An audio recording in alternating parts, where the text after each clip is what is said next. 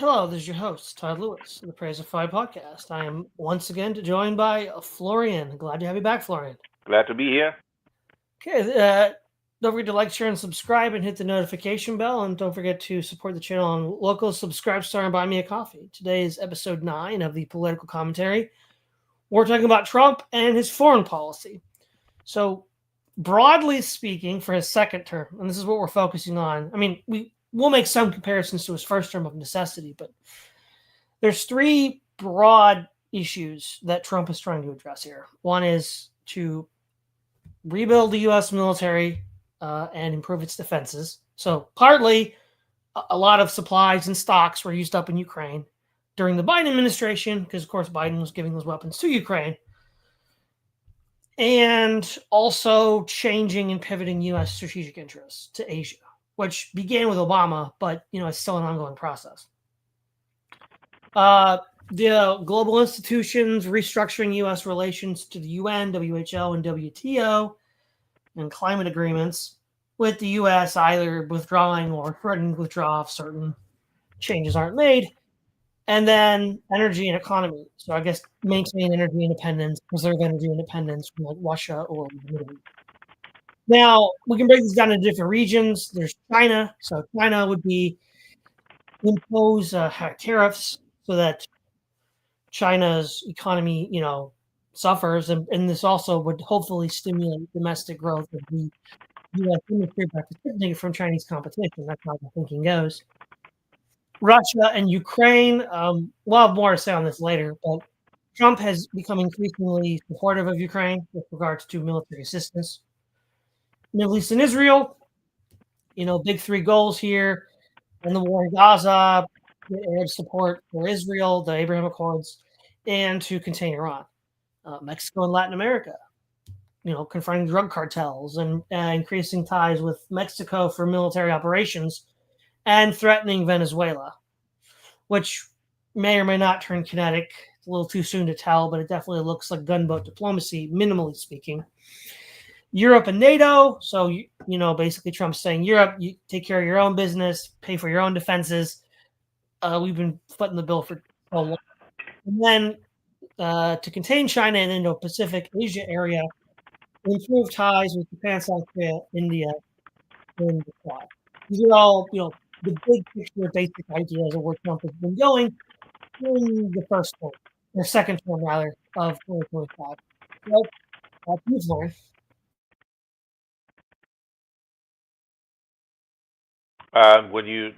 Sorry, you sound a little bit muffled there. So, it's to you now. Okay. I think Trump also used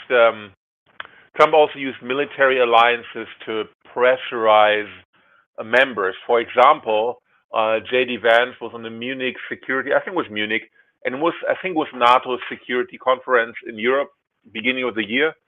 He basically held European states to the task and warned them if they implement something like the Digital Services Act, which is the European version of social media censorship, he would basically, the U.S. would basically rethink the relations with their allies. So there's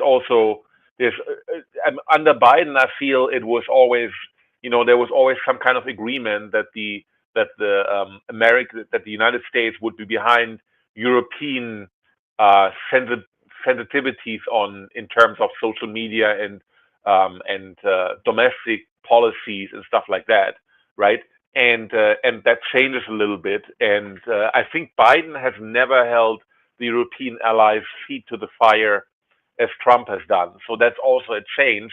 That's indirectly a change connected to the foreign policy. Since you may have not seen it earlier, I basically made a diagram. I asked ChatGPT to list all conflicts that the U.S. is involved with since 1861, Civil War, right? And so full-scale wars and military entanglements, right? What Todd just referred to as gunboat diplomacy and other small-scale entanglements, like the Iran strikes that Trump just did last month. There's not a full-scale war, but it's military action against adversaries. Let me try to do a screen share. Let's see. Um, Wait a second. It seems like I can only share entire screen. Yeah, that may be it. Okay, If you share now I it can with see me, myself. okay. This is what I mean, right? So basically here you see the timeline 1860s, 1870s, 1880s. These are all decades. And then the number of foreign conflicts. Blue are military entanglements, and red are full-scale war. We have the Civil War here. Then we have the Philippine American and Spanish American War. The First World War, of course, here. The Second World War is here. Korea, Vietnam, and then of course Iraq, and Iraq, Afghanistan. I kind of forgot what this year was. Oh yeah, the first Iraq War in when Iraq invaded Kuwait. And what I think you can see is that military entanglements have always been part of the U.S., even in the past, right? Gunboat diplomacy is something that Roosevelt came up with, Teddy Roosevelt, and there was always entanglement in South America mostly, and then between 1940s and 1980s, there was the lowest amount of foreign entanglements, and lately it has picked up. Right, 1980s with Reagan, there came a lot of foreign entanglements. 1990s, 2000, and then with Obama, many entanglements, and Obama, Biden, 2020s. If you look at exclusively which of these conflicts is down to Trump, that's actually not that many, right? There's a Niger ambush, which nobody really talked about. There are like four American soldiers got killed. There's some action in Afghanistan. I think the ChatGPT listed the troop deployment or like to secure our removal from Afghanistan, but there's several like force protection strikes in Iran-backed groups, like in the Middle East, and then the Operation Midnight Hammer strikes inside Iran. Those were all conflicts started under Trump, but most other conflicts in the last 5 years have been started by Biden and before that by Obama. So it seems like it could pick up now, right? But it seems like at least the first Trump term was, in retrospect, relatively peaceful, and I think he's trying to keep it that way now, although he's engaging in some saber rattling when it comes to Ukraine support and stuff like that. Yes. Also, it should be said that a lot of the current conflicts Trump inherited, like Ukraine and Gaza, he didn't start them, right? He didn't start these conflicts. He inherited those conflicts, which of course also colors the whole situation. Now, if we look at the breakdown for the Middle East for up to today, October the 16th, there's broadly 3 windows we can look at. There's January to April, May to July, and then August to the present. In the first third, we have what you mentioned, Midnight Hammer, military strikes on Iran. So that would be, again, January to April. Trump working on the Gaza ceasefire, as well as putting pressure on other Arab states to, not fund Hamas and to also put pressure to help support this broader peace process. And then support of Israeli proxies, support for Israel against Iranian proxies, such as the Houthis, and targeted strikes on Houthis in Yemen. Then in May and July, it's a bit bigger. There's some Middle East deals. There's a $600 billion cooperation pact with Saudi Arabia for energy and tech, a $1.2 trillion deal with Qatar for Boeing aircraft sales and infrastructure, various oil and mineral rights over post-Assad Syria, sanctions on Syria lifted with the post-Assad government, and Houthi ceasefire. Now, see, this is where it's interesting. From the May to July area, this is not what Israel wants with regards to Syria. They do not want the sanctions lifted. They actually want Syria broken up, or at least kept in a state of weakness with Israel occupying everything south of Damascus. So in a sense, this is where we're getting to see fissures between Trump and Netanyahu, and we'll see some more. But yeah, this is one, and August to up to the present. So of course, there's the full Gaza ceasefire hostage release. There was regional summits in Egypt. The Abraham Accords expansion again has been restarted with efforts to bring in Saudi Arabia, and then ongoing counterterrorism. Now, of course, there was a recent Israeli attack on Qatar during the negotiations. Trump didn't really do much. It's really weird watching Trump and Netanyahu were like, Netanyahu's just doing crazy stuff that nobody would be allowed to get away with. Can you imagine any other country in the world targeting a U.S. allied country in a bombing attack on terrorists who are in negotiations with the United States? No other country would be allowed to do that except Israel, which is interesting. And back again to Syria. Broadly speaking, with Syria, what Israel wants is a weak Syria, so it can't be threatened from the north. Whereas Trump wants a stable state, nation state. It doesn't want to balkanize and have a failed state. So that's where some potential friction can develop between the U.S. and Israel on this point. The other thing that needs to be said about the Middle East is, while on paper it looks like that Trump has been broadly successful in achieving most of his goals, I think this is partly Trump defining down goals. You select for yourselves goals you're likely to achieve, rather than the long-term goals that you might not achieve. And so that when your term is up or when the year is up, you can look back and point to all your successes. Whereas if you took a more broad, expansive, and aggressive approach, you might fail on a lot more of your points, in which case that'd look bad for propaganda purposes. So I think even though we can say that Trump was largely successful in most of his targets for the Middle East, they were also modest targets.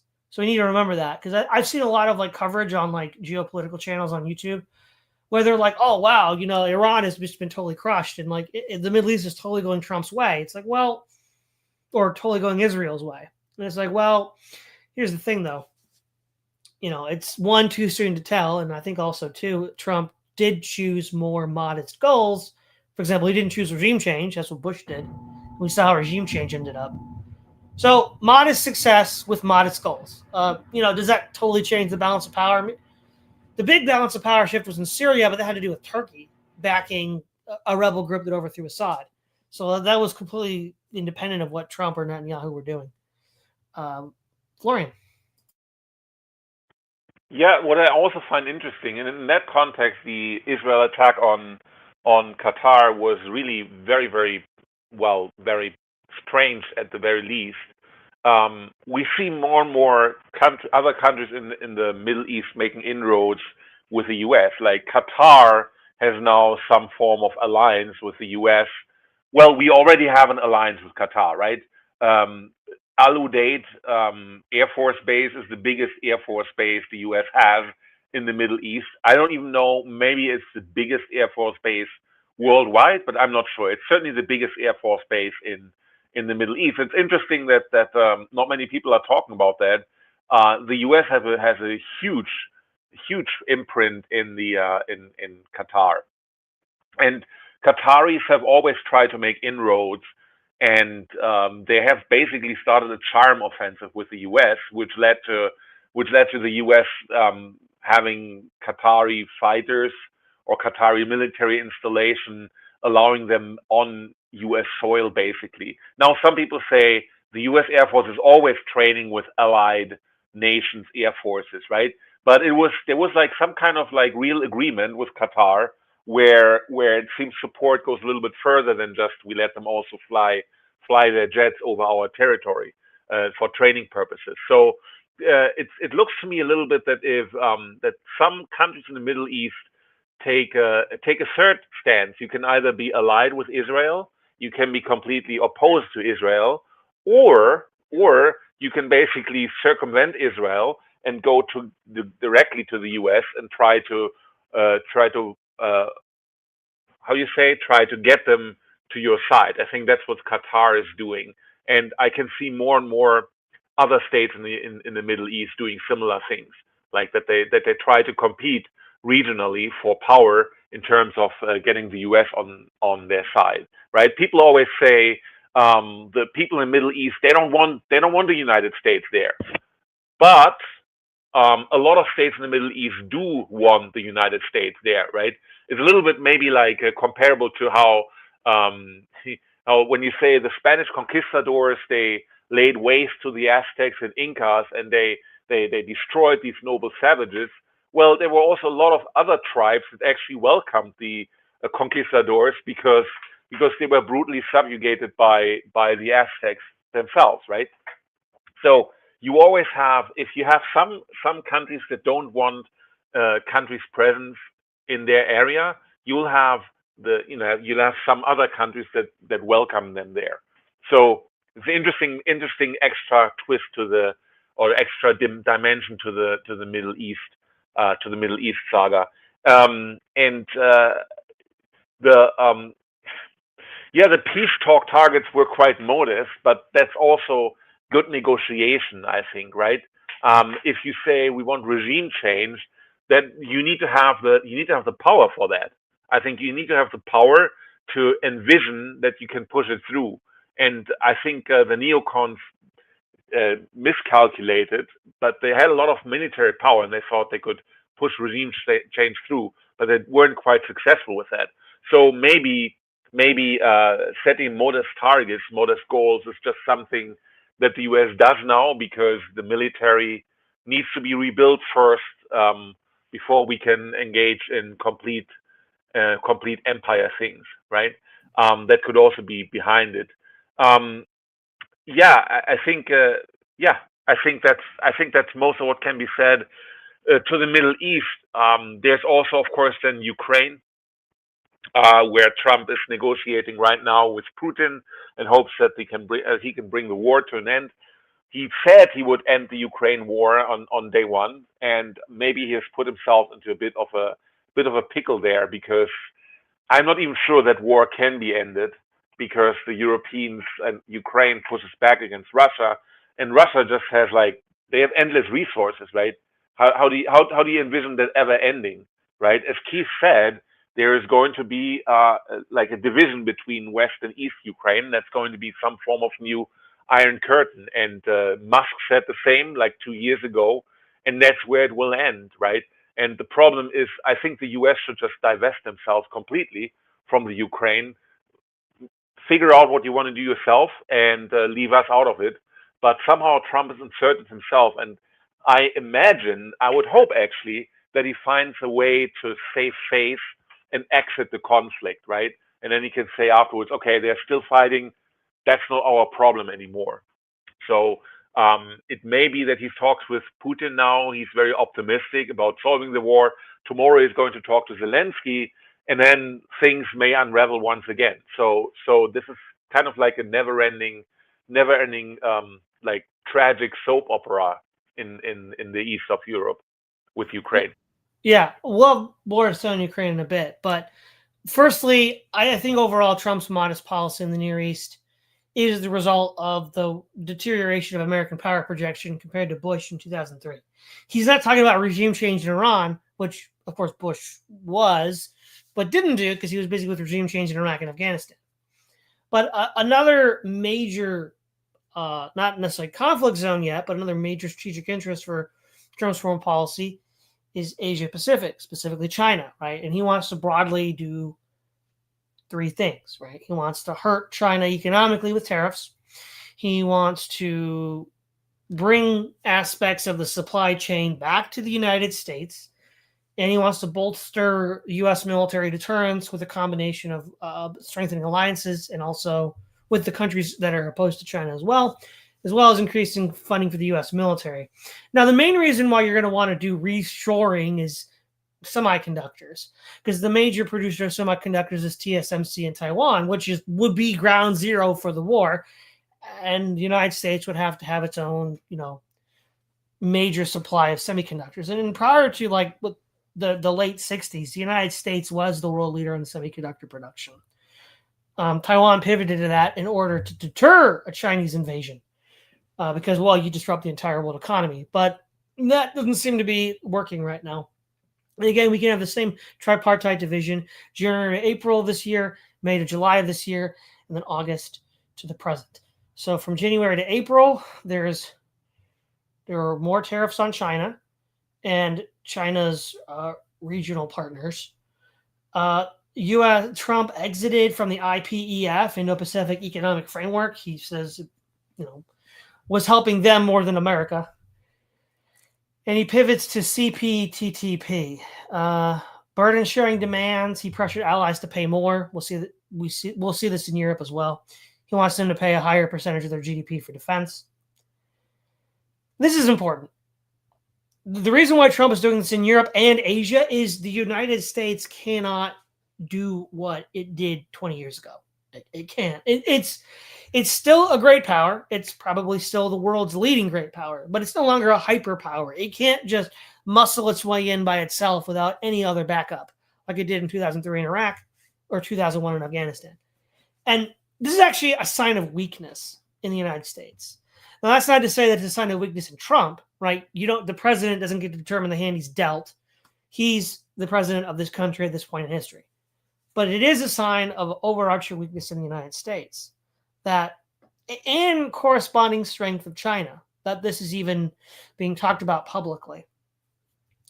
May to July, we have Indo-Pacific military exercises. There was the Shanghai Law Dialogue between Pete Hegseth and other nations against China. There was a U.S. base established in the Philippines or near the Philippines, increasing cooperation between the Quad and the AUKUS alliances, and then Taiwan's arms deals. And then in August, until now, we have more tariff retaliation specifically, and then rare earths, where the idea is Trump is trying to reclaim part of the global market share of rare earths, which China has dominated completely. A little bit on this. While it's true that the U.S. and Taiwan and Western countries have more advanced electronics and weapon systems, all that stuff is built on the stuff you get out of the ground, and that's rare earth. And China went to the head of the supply chain. Very smart thing to do. And then China just cornered that market. And it's like, well, guys, we're at the head of the supply chain. Pound salt. What do if we don't give it to you, then you're up the creek without a paddle, There's South China Sea confrontation, so more saber rattling and posturing, and then regional diplomacy, such as Trump intervening on the Thailand-Cambodia border crisis, so in an attempt to help mediate it, as well as strengthen U.S.-Malaysia ties against China. That's Asia broadly, and the thing we could sum up all of this is the U.S. has become significantly weaker than it was 20 years ago, and China's significantly stronger. And that's the main reason why we see what we see. Yeah, I would add the Azerbaijan-Armenia peace treaty to the Asian room. So that was also negotiated by Trump. I think what you mentioned was that the U.S. cannot muscle its way anymore in as a gigapower. Even if you're a gigapower, you never should muscle your way in. The neocons tried that, right? And basically what happened then, you lose all soft power, right? And I think that happens when you try to muscle your way in everywhere without having a narrative that supports that, right? So in World War II, you could say, okay, the Allied were some form of hyperpower that muscled their way in very much, but they did it for a good purpose, or at least that was the worldwide narrative. We are freeing the world from tyranny. That was the narrative, and that was a narrative that was widely bought, probably justifiably so. But if you then come up with another narrative, we do regime change to export democracy everywhere. That's not a very strong narrative anymore, especially when your idea of freedom and exporting liberties is still basically, I think what the neocons tried was just the rewarming, rehashing of the old World War II narrative, and that kind of still worked because it was all connected via the Cold War, but it also kind of doesn't, right? By the way, that's also Israel's problem. They still have the narrative of the persecuted tribe that had to go into the diaspora and had this like this homeland for themselves. But that narrative is now almost 100 years old. That's also a problem. And if you use stale narrative and then try to muscle your way in everywhere, what happens is if you win, you lost soft power. For example, what Biden did, he would just confiscate several assets from Russian oligarchs that had their assets in dollars denominated, and that was very foolish because then basically the message is dollars aren't a safe haven for you anymore. So you lose soft power, a step which might have actually also led to a strengthening of the BRICS alliance. As you said, not everything that Trump does or that doesn't work well under Trump, maybe that wasn't all his doing. He inherited a lot of problems from his predecessor. But yeah, I think not many, in general, not well discussed how narrative devices shape what you can do, military and politics wise. But I do think that the people that are in the Trump administration right now, they understand the power of narratives more than in the past, and they understand that the narrative that the Biden administration used, like freedom and rainbow for everyone and stuff like that, that's not a narrative that works very well. If you basically then just drop bombs on other people. So I think I'm slightly optimistic here because the people that are with Trump now, they have a little bit better understanding of how the world works and what is beneficial to the United States. The problem is we still have some of the neocons around. Maybe the indictment and potential conviction of John Bolton, yeah, that's his name, the guy with the mustache. Maybe that puts a little bit of a stop to the neocons, but that's always an element that could still muck things up. Yes. Now, of course, the main event, Europe. So for Trump's foreign policy, Europe can be sort of seen as mainly two things: shaming and pressuring European countries to increase their GDP commitments to NATO. That's going to be the main thing. Restructuring trade so that the U.S. gets a more advantageous situation, and basically saying that the U.S. can no longer make full-scale commitments to Europe and Asia at the same time.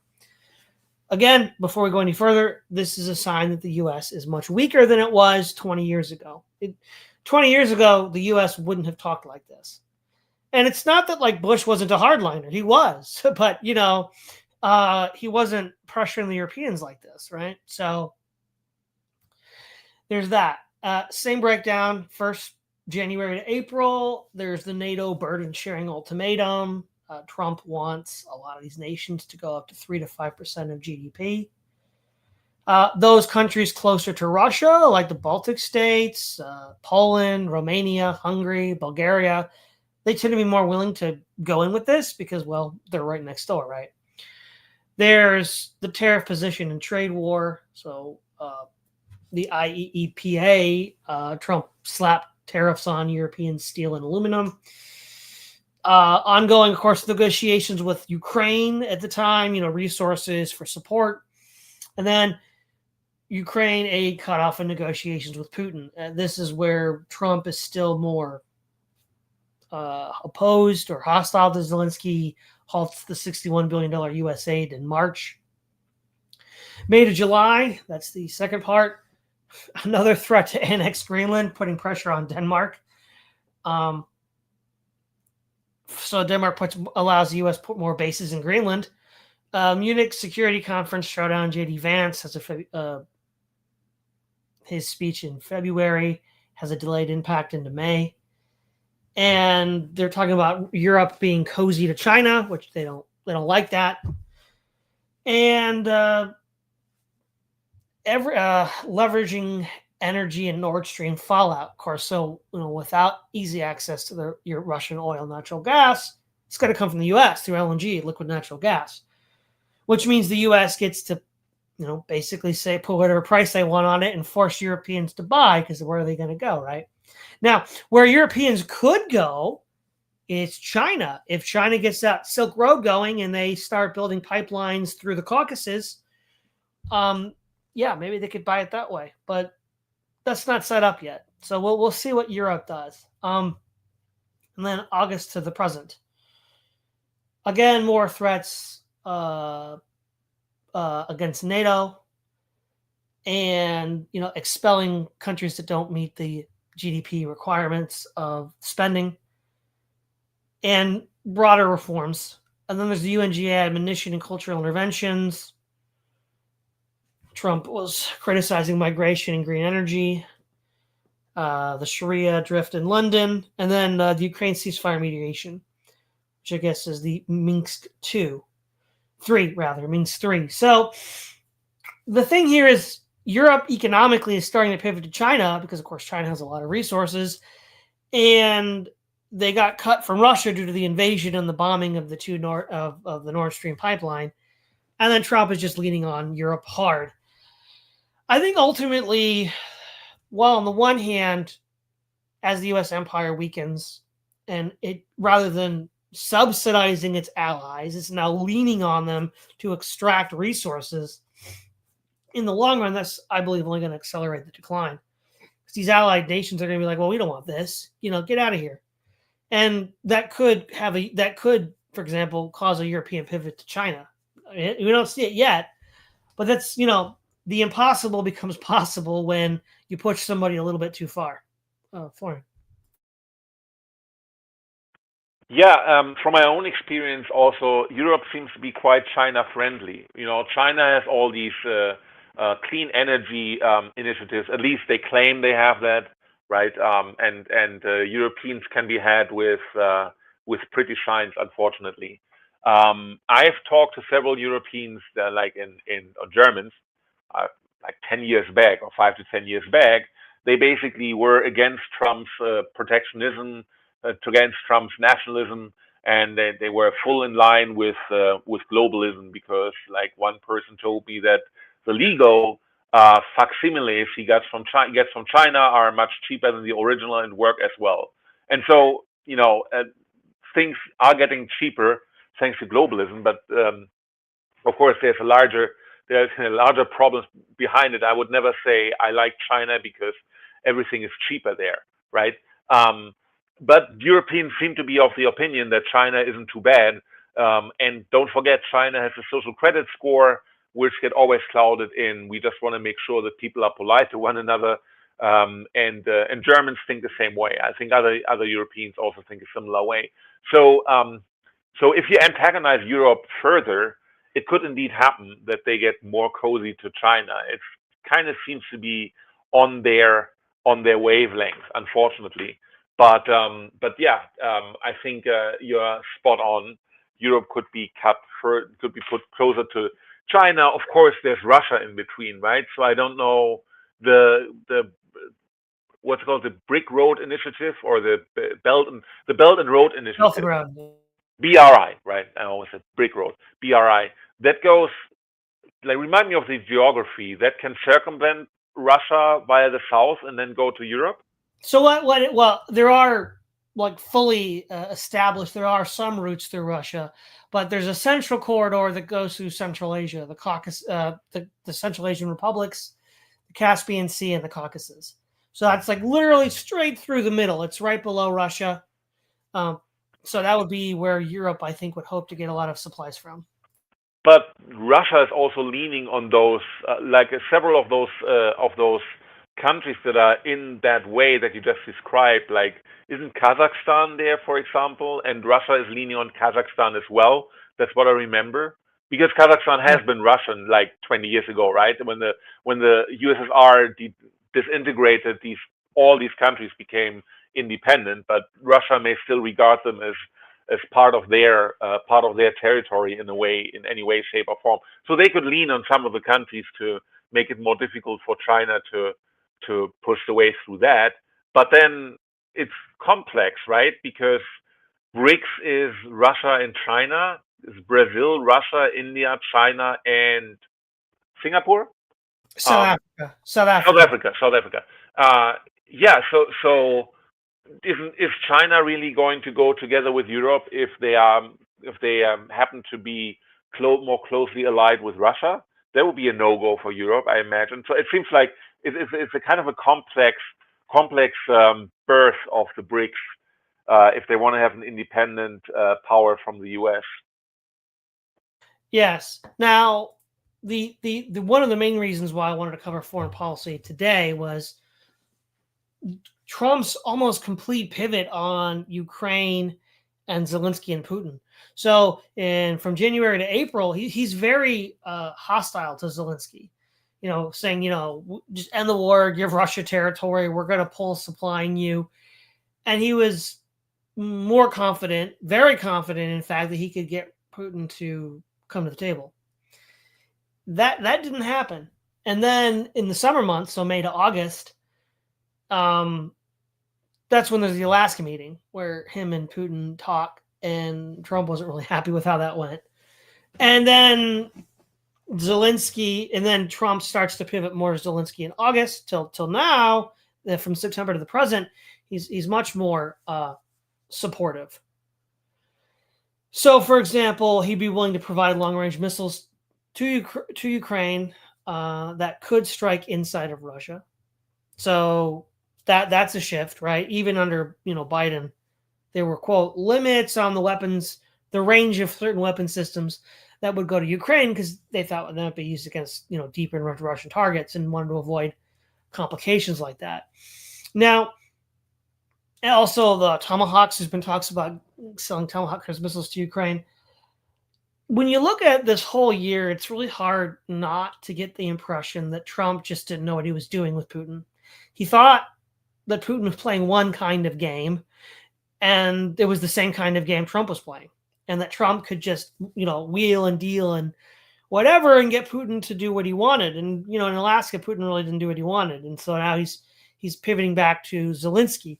And of course, there was that big blow up with Zelensky in the Oval Office and early in the year with I think JD Vance was there. And that was just bizarre. Like, why would you do a public dressing down of an ally like this?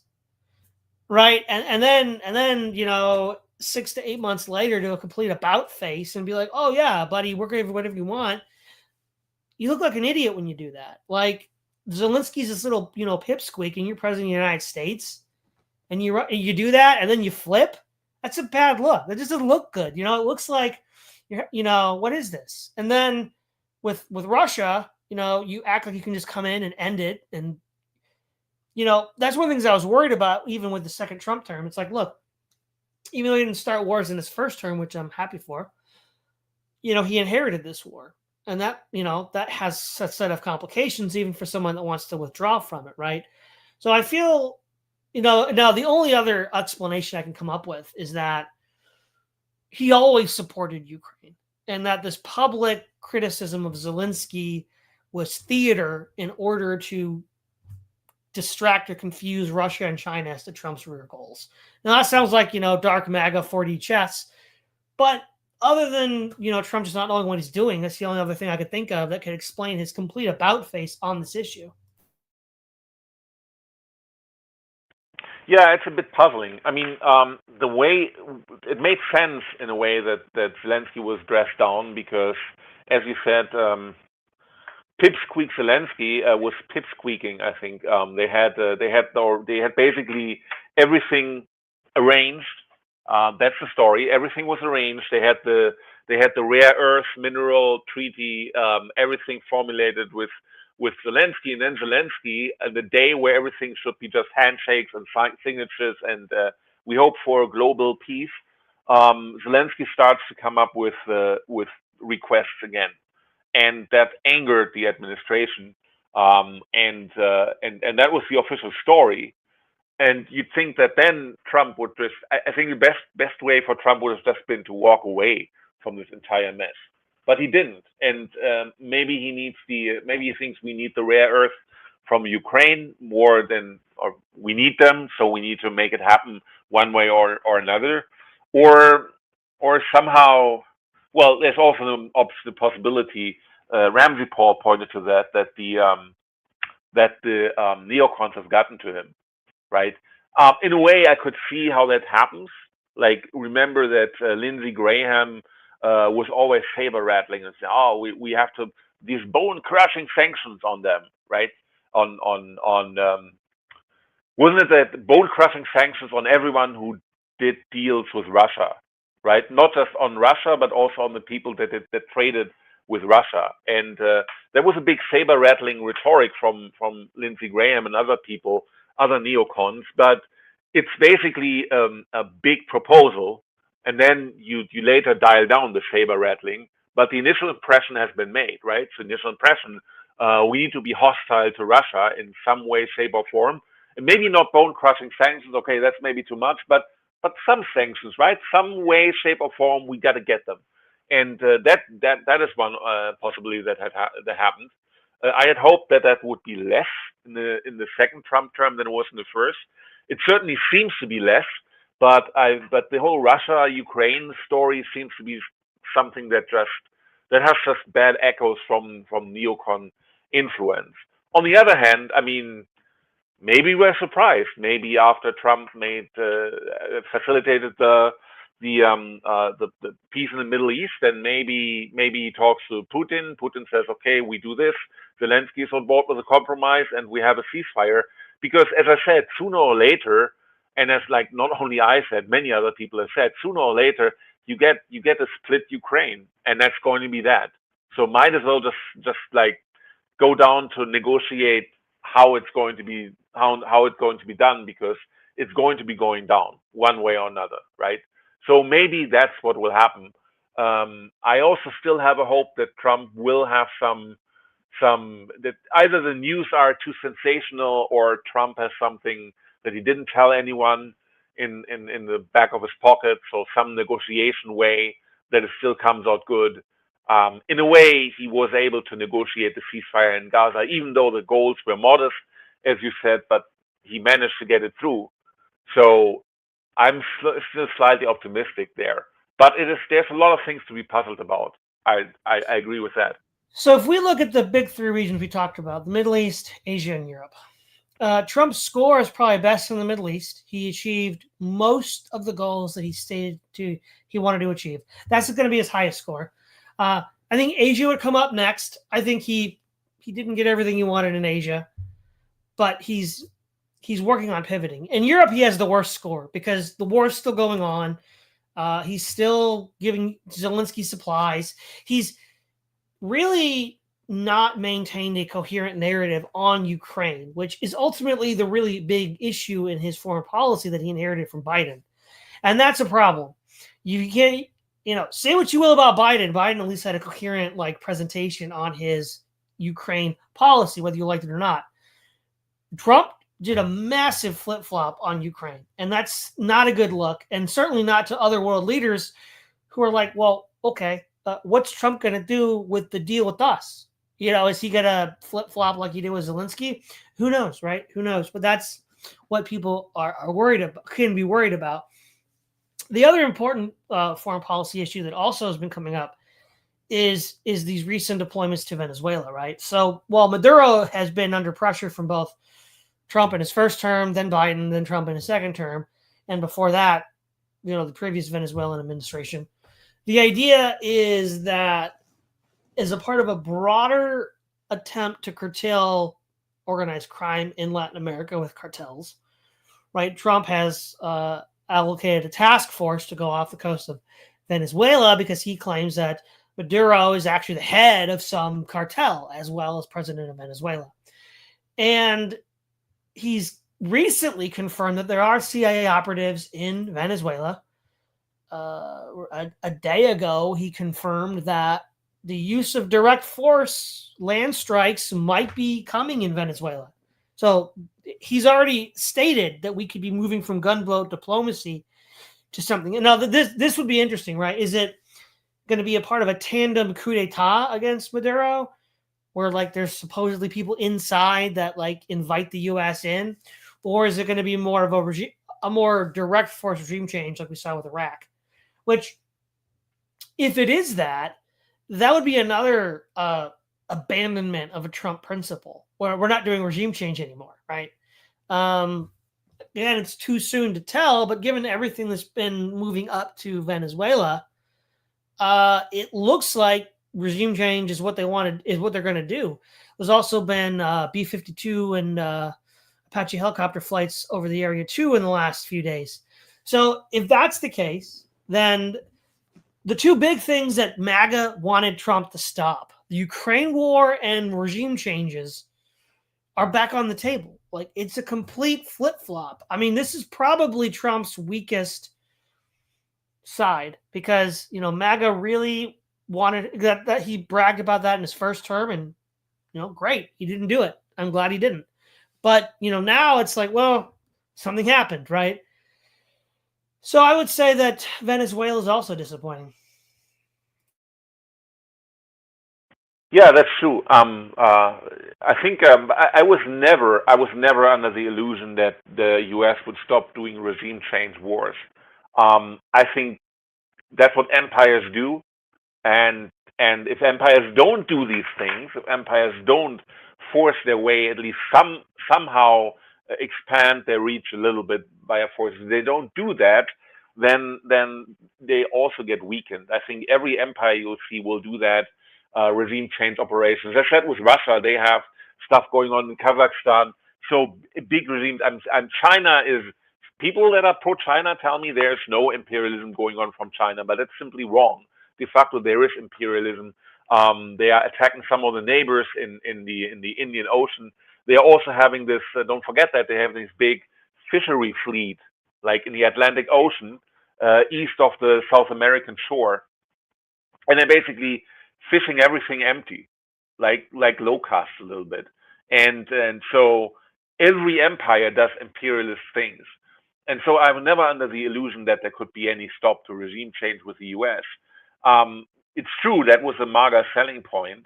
I think MAGA is probably going to be satisfied anyway, because you don't always get what you want. And B, there are other domestic initiatives to balance that out, right? If Antifa, if they really get RICO trials going against Antifa leader, for example, that would be a big success point. The only problem is the more you do regime change wars, the more you put your resources into military entanglements. Those resources are not there for domestic consumption, right? If the electricity becomes more expensive, if food becomes more expensive, if inflation goes on, then it's not good to be in part of foreign entanglements, at least not at the moment, right? So I also want to say that the situation in Europe gets complicated because Europe hates Trump. I mean, they are not really behind him, helping him with Ukraine, right? So they're not really. I would imagine that if Europe is more online with the US, it would be much easier for the US to have a strong presence there, which you could also say shows that the US isn't as strong anymore, because now they need to have smaller countries helping them get their goals. But it's true, the Europe hates Trump and they're not supporting him, whereas Biden, Europe loves Biden, right? And Biden had all these US aid NGOs there that would basically project American power. Nobody had a problem with that, right? And then Trump gets voted in, and holy hell, apocalypse is upon us, right? So I think that also plays a role in why the Ukraine-Russia conflict is so difficult to solve. Yeah. So, sort of as a final summary of all of this, okay, one, the fact that Trump is leaning on U.S. allies to spend more of their GDP, a higher percentage of their GDP for defense spending, is a sign of U.S. weakness. Second of all, leaning on the allies the way Trump is, especially in Europe, is probably going to have long-term ramifications, which are deleterious to U.S. interests, because nobody likes to get pushed around like that. Nobody does. It's just common sense. Nobody likes to get pushed around like that. And the idea is that, okay, you're weakening as the U.S. Okay, so you can't just dictate terms like, say, Bush did 20 years ago, and you need your allies in Asia and Europe to work together with you. Leaning on them is the wrong way to go, right? Because as their ship as they get more wealthier and more powerful, and you get weaker, you can't just do that anymore. The flip flopping on Zelensky, bad luck, really bad luck. Also, too, just letting Netanyahu do whatever he wants, that's a bad look too. I mean, the Qatar strike, what was that? Qatar is a U.S. ally. Qatar has U.S. military bases. So with Zelensky and Netanyahu, Trump is not managing his persona right as well as I think he would like to, because he doesn't look like he's the one in control there. And there's a certain level of chaotic element that Israel brings that who knows how that could break bad, right? And that Trump himself, again, probably did pretty good in the Middle East in achieving the goals he had set out to. Asia's an open question. China's still pretty strong. And Europe's definitely his weakest scoring. And then whatever shenanigans he's got planned with fighting cartels in Venezuela in the New World, that's far more hawkish, far more aggressive than anything we've seen, maybe because of geographic closeness, proximity, maybe, than we've seen Trump in other parts of the world. But overall, I think this is an indication that the U.S. star is declining. And that, how this is managed in the long term by Trump or a post-Trump president is going to have, it's going to be the real challenge for the U.S. Florian. Yeah, I think, as you said, leaning on allies is never a good way. But unfortunately, if you want to get the Europeans to do something, you need to lean on them because they're not voluntarily cooperating with the U.S. right now. So I think we should just walk away from the European conflict, just like let them fight it out. We're gone. That's basically cut your losses.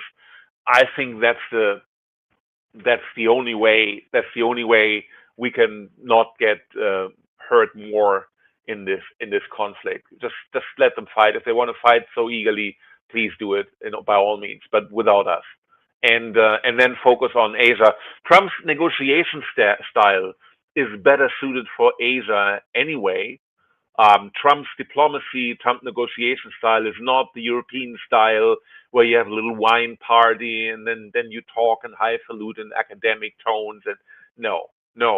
He's more like getting things done, setting strong targets for negotiations, being willing to walk away from the table, being maximum aggressive, like being cutthroat boardroom president. If that's how it works, you would imagine that's Trump, right? And that works well in Asia, that negotiation style. Somehow that works in the Middle East. I think mostly my impression was there was this press conference where there was a video where Trump was praising Netanyahu, and the whole room was with him. Like he was like the hero of the room. And I got the impression that maybe strengthening Netanyahu's back got him to get some concessions from Netanyahu that Israel would have normally just not made. Netanyahu's under problem.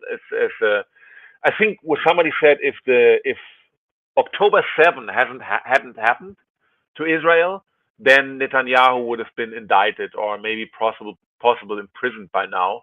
And so Netanyahu's under fire.